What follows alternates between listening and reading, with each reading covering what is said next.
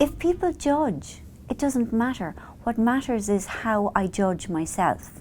So I would urge myself to do whatever I want.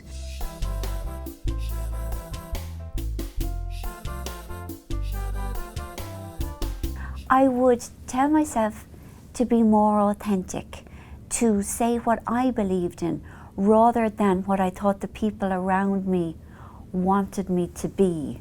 I would have presented myself as a completer person. To be authentic feels better for me, but it works better for me in the world.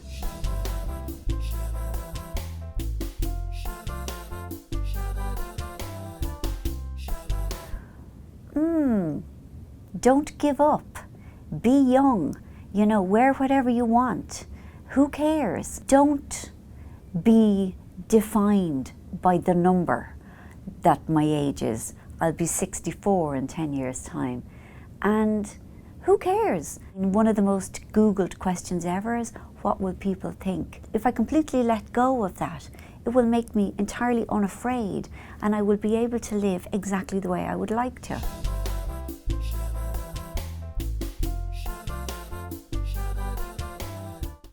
There will always be people who intimidate me. And these are old feelings. They take me right back to when I was a kid at school, and I just knew some people were more alpha, more powerful than me. And I have got past a lot of that in my life, but now and again, a person will trigger that unworthiness. And even though my head knows that I am now worthy, the little girl in me reacts, and I feel less than, and I walk away from the situation and I hate myself. I don't know, maybe if I live to be 112, it might finally pass. But I think there are always old feelings in everybody that certain situations are triggered by. And rather than being ashamed of them, and rather by thinking that I can kind of intellectualize my way past them, perhaps I would be better just to be compassionate to myself and say, okay, it happened again. It's not going to kill you. Nobody died. Let's try harder the next time, but if it goes wrong again the next time, so what? Yeah.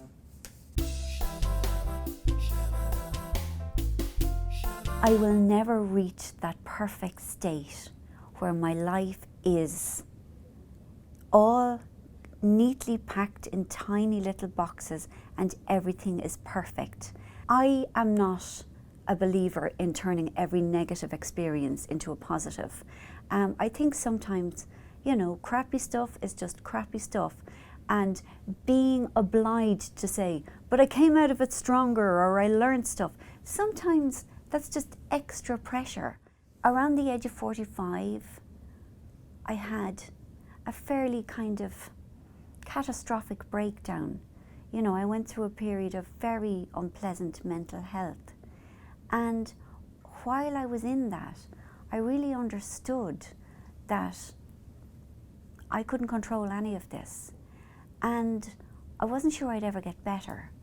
And mercifully, mostly through the passage of time, the illness of depression passed. And that has given me, much more compassionate acceptance of what it means to be human. And so now I feel the bad stuff is inevitable, but it has also given me an increased capacity for joy, which I wasn't expecting. And when I was going through that terrible time, I didn't think I would ever feel a positive from it. And even now, I wish I hadn't gone through it, but nevertheless, it has released a capacity to find more joy in the tiny little things in life.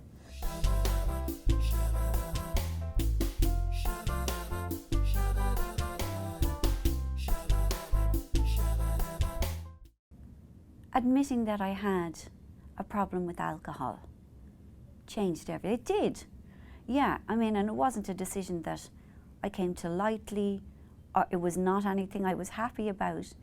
But, I mean, I feel so lucky that I got sober when I was 30.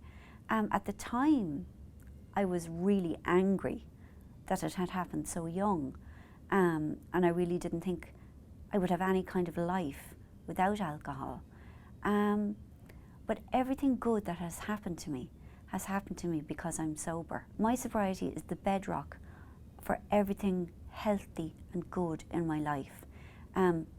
I met a lovely man in sobriety, whereas before that I had always gone after the bad boys, you know, the heartbreakers, the unreliable ones, you know, and that was because I thought so little of myself.